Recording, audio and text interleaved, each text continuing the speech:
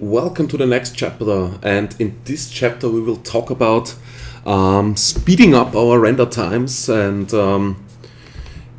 just simply making some optimizations inside of V-Ray, and I will show you how you can do that to speed up your render time. Sometimes for some interior exterior shots you maybe have like render times around 3 hours or maybe 4 hours or 5 hours, really depending on your setup and your machine as well, of course.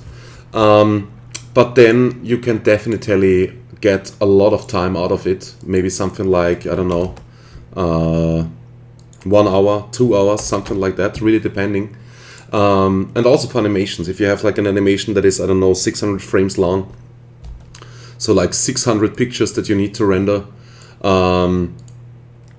this really can speed up a lot of the whole animation, of course, because if you, I don't know, if one frame takes like 5 minutes and you can optimize it to 3 minutes, you will save 2 minutes for each picture, and this by 600 times. So this is definitely a lot. I think for this introduction I will move my camera a little bit around here so we can see the noise in the scene a little bit better maybe. And we will also load, I think, maybe one texture. I will show you this a little bit later on, how you can, in the next chapter, we'll talk about all the textures and shaders and everything we can do with V-Ray, and finally creating some materials. For now, just simply load a map. And so I can show you how we can, what the anti-aliasing filter is doing, and so on and so on. I will just simply drop this here on this sphere. Should be mapped okay. So basically, let me render one image so I can show you this a little bit better. Or maybe first of all, let's go to plugins, V-Ray Bridge, and multipass manager. So we will set up some multipasses. This means we can set up different channels inside of V-Ray. We can add a lighting channel. So this means this channel will only render our lighting or what is affected by our lighting. Then we can render out a GI channel, which will only show what the GI is doing, and then we can also render out a reflection, a specular, even though we don't have a reflection right now in the scene, but we can set this up quickly. And then we can also set up a special channel, and we would need here a sample rate. And let me create a quick glossy material inside of V-Ray. So we just simply go V-Ray Advanced Material, and we'll just simply tick on one specular layer, and yeah, I don't know, give it maybe Fresnel IR of 2 so it gets a little bit more glossy here. And I will just simply drop this here onto the first sphere so we can see a little bit better what I mean with reflections and so on. Okay, so let's render out one image first of all, render to picture view, and let's see how fast this is rendering, and also what we get in the scene. And as you can see, we have already starting to get a lot of noise in the picture. As you can see, it's really a lot of noise, so that's not really cool. Here we have our reflective ball, which also has a lot of noise on it. Same here with the texture, also has a lot of noise on it, and so on and so on. So probably the complete picture is extremely noisy. And what we need to do is, there are two things in V-Ray. There is an anti-aliasing filter and there is the sample rate. And the anti-aliasing filter, what it should be doing normally is just simply clean up the edges around our spheres and clean up the edges here on our texture. So this is why I took this simple checker texture. It will just simply really clean those parts up. So if we jump into V-Ray, V-Ray Bridge, and then we go to anti-aliasing, we have here 3 important values. It's the minimum subdivision, which you will probably always leave at 1. And here we have the max subdivisions. And here we also have a threshold. So basically what's happening is, I think I should demonstrate you this a little bit differently, just a second, so you can understand this a little bit better. And I didn't add the layers yet, so we have added here in the plugins, in the plugin manager, we have added our passes, but we also need to tell Cinema 4D that we want to see these passes, so we have to tick on here multi-pass. So we get all those little passes that we need. And then we also have to add here post effects. Otherwise we won't see the multi-pass renderings coming from V-Ray. So let me add this quickly. And then we click on render to picture view again. And if we look now at this new render and go here to layers, we can see as soon as we switch here from image to single pass and go through them, we can exactly see what's happening. So here the reflection channel is only showing the reflection, as you can see. And here we have really a lot of dirty edges from the reflection. This is because the anti-aliasing filter is probably not doing enough here. Then here in the GI, we can see how much noise we get from the GI, from the global illumination. As you can see, we definitely get a lot here because there's a lot of black and whites. And then we can watch the lightning. So lightning will definitely always show you every single light that you have in the scene. So dome lights, area lights, whatsoever. So in this case, it's our dome light that is also generating a lot of noise. And then here we have the sample rate. And the sample rate shows us how many subdivisions are used in the scene. I think in this picture you can't really see it good. So let me change this max subdivisions here to 4. And let me render this quickly again. You can here go render to picture view or just simply hit Shift R. Doesn't really matter. And as you can see here right now, it's not looking very good because everything that is red gets the max subdivisions from the anti-aliasing. So this means everywhere where it's red, it will get 4 times anti-aliased, and everywhere where it's completely blue, which we don't have any area right now, it will use only the minimum subdivision, which is 1 at the moment. What we can do to control this, so basically what the anti-aliasing filter is trying to do, is just simply looking for some contrast in the scene. So as soon as the anti-aliasing filter sees a value in the scene between black and white that is higher, or lower than this value, it will just simply try to anti-alias there, and then depending on the value, utilizing the minimum or the maximum subdivision value or in between. So this is exactly what's happening. So if we have a lot of noise in the picture, what we get here, if we look at the sample rate again, it just simply tries, because there's so much contrast between each little pixel here in the picture, it will just simply try to anti-alias everything right at the moment, because our threshold is set to 0.01. So if we set this threshold here higher, so maybe let's say 0.05 and render this again, we should get a completely different result. So let me show you this. Render to picture viewer. And as you can see now we're starting to get here a little bit of less anti-aliasing. So the green areas is probably a value of 2 or something, yeah, probably 2. The green areas is something between 1, I don't know, maybe 1.5, 1.8, and blue is absolutely the min subdivision 1, and red will be the max subdivision 4. So the anti-aliasing filter is still doing a lot here in the picture. So way too much, because all this complete floor scene and stuff like that should be completely blue. But since we have so much noise in the picture, it's not really working good for us. As you can see, we still have a lot of noise. So what we can do is we just simply determine where the noise is coming from. So we're looking here, okay, here in the reflection we have here some noise, so we can change this in the materials. Up here the sample rate. In the GI, we are almost clean. A little bit of noise here in the back, and also here a little bit on the texture, which is not good, so we have to up this value as well. And here in the lightning, it's extremely noisy. So from the light we get extremely much noise. So what we can do is we jump in our light, and here we have the subdivisions, which I think I mentioned before, just quickly. And if we up these subdivisions here, let's maybe up them to 64.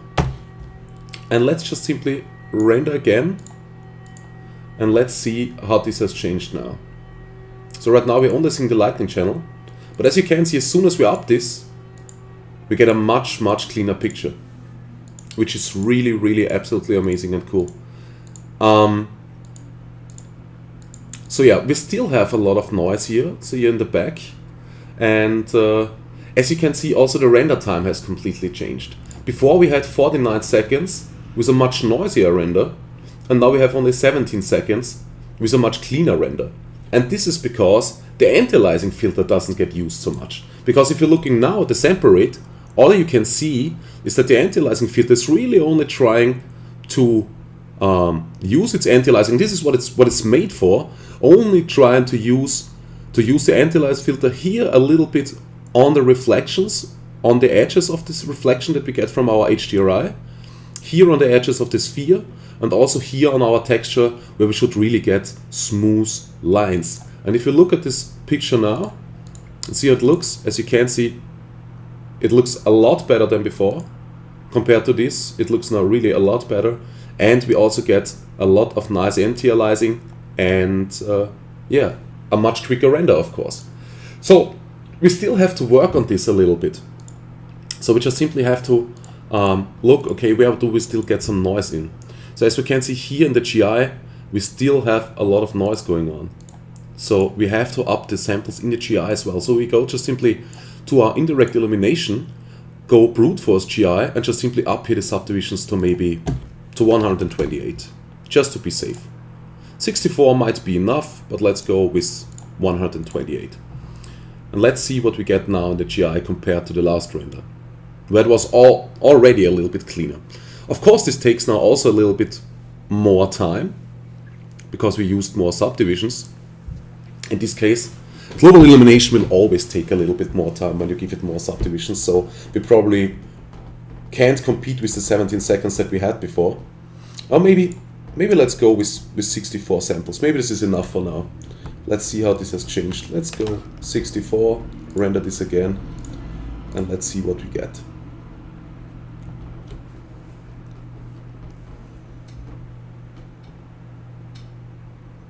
Alright, doesn't look too shabby. Should still be the GI channel, yes, that's right. So we're only seeing the GI channel right now. Let's compare it with this picture. Yeah, we get a lot less noise and we still have a good render time, so that's pretty good. Okay. Yeah, but we got rid of of a lot of noise. Now we can check, I think the GI is now fine and almost clean. What we can check now is also the lighting. We still get a lot of noise from the lighting. Not really so much, but definitely enough. So we can up here a little bit the values, maybe set it to 128. And let's render again and let's see what we get. Let me delete this, no, this render we need. And if you compare to this last render that we have, as you can see, we have a lot less noise now, which is pretty good.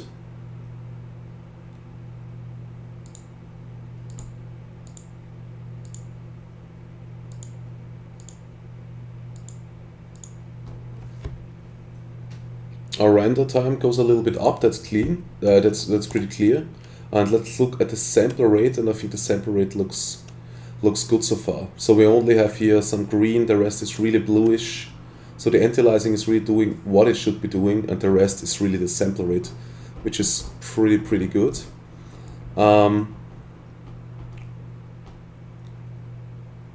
Let us finish this and let's see what it looks like. Yeah, and I think we are pretty good, I think. I mean, I can't really zoom in too much. Let's look how much noise we have here in the material. We could also up here a little bit the subdivisions of the material. If we jump into the material specular layer, we also have here glossiness subdivisions. We could up this here maybe to 64 to speed this up a little bit. And I think the rest we could really leave. I mean, it looks really clean now.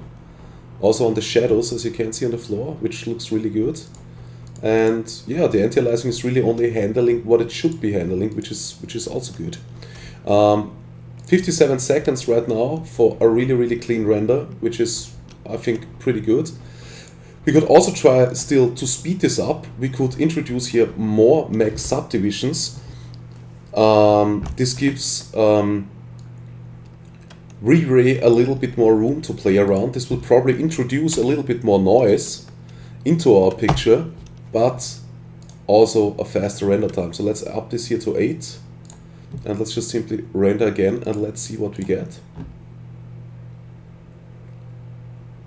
So as you can see now, it's really speeding up. going way faster, but we also get a little bit more noise. So we have to adjust this again. And let's see if we can beat this 57 seconds from before when we have everything noise free. So let's just simply adjust this. Let's look again where we get the noise from. And the sample rate looks not so good right now, because not everything is anti-aliased. From the lighting we definitely still get something from the GI as well, of course. And I think this looks pretty, not really pretty clean. There's still some noise going on, but it's okay. So let's go in the GI and let's say, I don't know, 128, I think should be the next value. And in the light we will also go 256. We'll just simply render this again, and let's see what kind of noise we get, how much noise we get still in the GI or in the lighting, but it looks pretty good. And I think the rendering time is also still good enough. I even thought it got a lot slower, of course.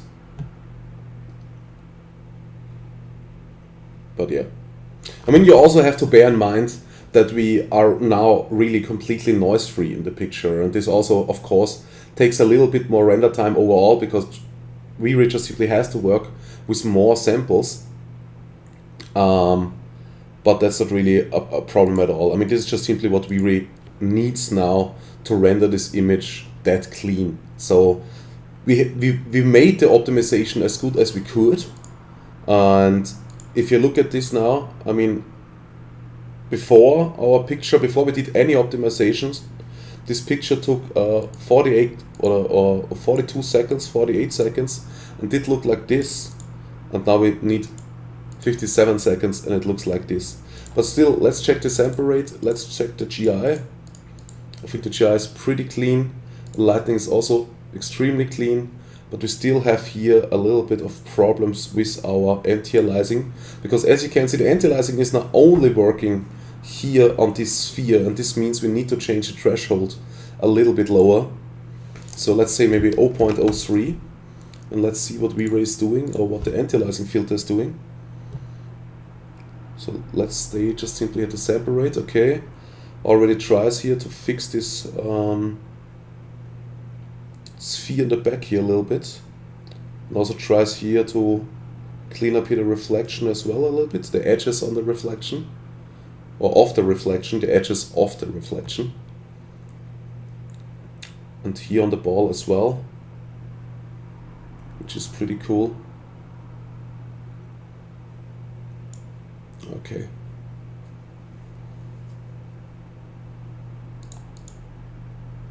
I think that's just fine now. I think we definitely can stick with that,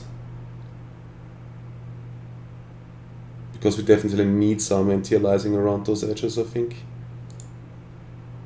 Okay, so let's change the layer again. Let me look at the full picture, and I think we're looking pretty good, to be honest. That's not really noisy anymore, that's just normal contrast, I think. There's not really a lot of noise going on anymore in the picture. So I think we are good. I mean, this method will really start to shine later on when we are working on bigger projects and stuff like that, where you don't have done any kind of optimization and no cleaning up, and then you make the first renders and then you really see, okay, this really takes long, and then you start with the optimization. You will see that you can get out so much render time. I mean, this is why V-Ray is also such a, how can I say that, a famous render engine, because V-Ray is just simply a biased engine, even so that you can even make it unbiased. But biased basically just simply means that you have a lot of control over the settings, that you can speed up your render time. And this is why V-Ray is so loved nowadays, and also back in the past. So I don't know. There is not really much that I can explain more. This was a little introduction to optimization inside of V-Ray, that you know, okay, how can I terminate the noise in my picture, how can I speed up a little bit my render times if I want to be completely noise free. I mean, I could also show you the complete wrong way if you want to, and then compare those render times. But because right now you might think, okay, everything that happened was 1 minute and 13 seconds. And the even thought this is a little bit noisier, but we had only 48 seconds here, and here we only had 17 seconds. But let me show you the wrong way if you don't know this sample rate trick. So let's set this here back to 8 subdivisions in the light, and let's also set this here in the GI. I think the basic value was here 32 before we started, not 8 but 32 I think. And let's also set back here the glossiness subdivisions. So what you can do now, or what is a common mistake, is that a lot of people think, okay, it's not getting cleaner, it's not getting cleaner. I mean, let's just simply try it with those settings right now, okay? And let's see the render time. So it comes in extremely noisy, for sure, because we did lower our subdivisions everywhere extremely. We get for sure a really good render time, but also with a lot of noise, which of course sucks, which is not really cool. So what a lot of people did in the past, and which is really a common mistake, is just simply going down here with the threshold to maybe of a value of 0.005 or something like that till the noise is gone. So they just simply let work the anti-aliasing filter to clean up everything. So let's type in here 0.005. So this means every value between 0.005 and 100 will be anti-aliased, and probably also with an extremely high max subdivision. I mean, if you look at this render now that we did, which took 32 seconds, so that's more than half of the time from our last clean render, but it's still extremely noisy. And if you look at the sample rate, you can see, okay, the anti-aliasing filter is doing everything in the scene. Really everything. I mean, there's a little bit of bluish, but at least he's applying like 2 subdivisions in the scene almost everywhere. So let's try it now with a value of 0.005. This will probably get our render pretty clean. But the problem is, as you can see, the anti-aliasing filter is really trying to clean up everything. Every single thing here turns red. So this means really 8 subdivisions are applied everywhere. But it should also give us a little bit of a cleaner image. And as you can see, it's not even clean yet. It's not even clean yet. It's still noisy. So this means we would even need to get lower here. Okay? So let me get even lower here. So we need maybe a value of 0.02. Let's maybe try it with 0.02 here. And let's see what we get.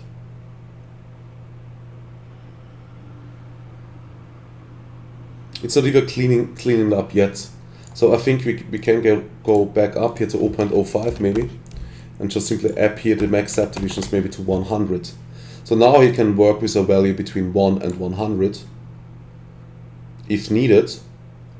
This should also give us a different map because we have more sample rate right now, so a lot of here looks blue because it doesn't use 100 subdivisions. But I think we even have to go lower here because we still have a lot of noise here in the picture. So we can't even really clean it up right now, which is really not cool. So let's go 0.002. And if this still doesn't help to clean up our noise, we can also add here an anti-aliasing filter. But with 0.002, V-Ray is now working, and I think it's cleaning up the noise now. Almost okay, maybe not. I think there is still some noise here on the sphere, but at least our floor is now clear. And if you look here at the sample rate, okay, a lot of it is blue, which can still mean that the minimum subdivision that is used might be something like 20 or something like that. Because red would be really 100 subdivisions, which would be absolutely nuts, to be honest, if V-Ray would go that high. Yeah, there's still some noise here, definitely.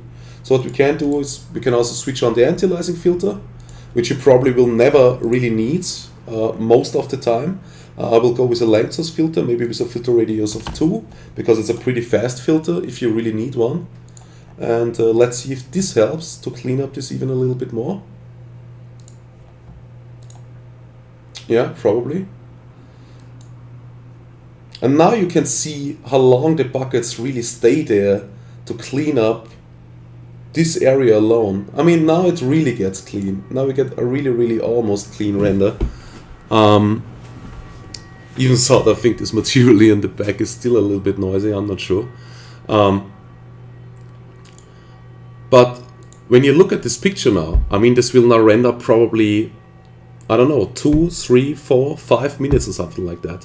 And this is why the sampling, I really just want to show you how to do it the wrong way as well. So you can really see that what we have done here was really optimization and nothing else. So this 1 minute and 13 seconds render time here was pure gold compared to this 3, 4, 5 minutes render that we will get here.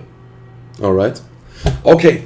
So this was the basic chapter for optimization. We will do a little bit more when we have jumped into shaders and texturing and stuff like that, and then maybe starting out with our first product shot that we will make together, and then we will really make another optimization, of course, for the final render, or for maybe an animation that we will render out, or you can set up an animation if you want to as well. You can all write this down in the forum. If you should just make a still shot, or if you still also want to make an animation or something like that, really depending on your machine, of course, because this will probably take some render time, of course. But then we will definitely make another optimization for this final shot, doesn't matter if for the still render or for the animation, and then we can look again into it, and then you will really see how much this optimization shines. I mean, look at this. This is already rendering for 2 minutes, and we're not even half there. Okay, so thanks for listening, and I catch you in the next chapter.